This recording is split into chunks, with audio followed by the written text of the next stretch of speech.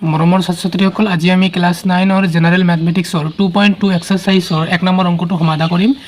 1 number অংকটো কি কৈছে যে 5x - 4x² + 3 বহুপদটোৰ মান নিৰ্ণয় কৰা যেতিয়া x = 0, x = -1, x = 2।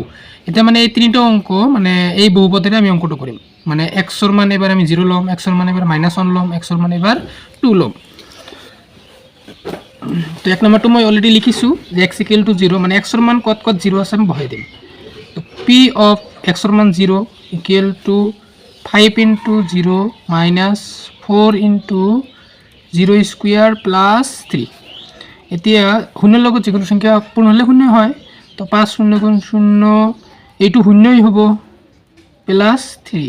আমি আনসারটো কি পাম? অকল 3 হৈ গল।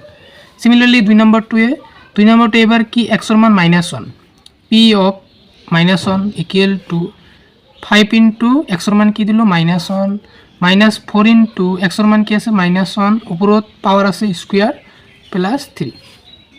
তো প্লাস এ মাইনাস এ কি হয় মাইনাস, 5 × 1 = 5, মাইনাস স্কয়ার থাকিলে -2 উঠি যায়।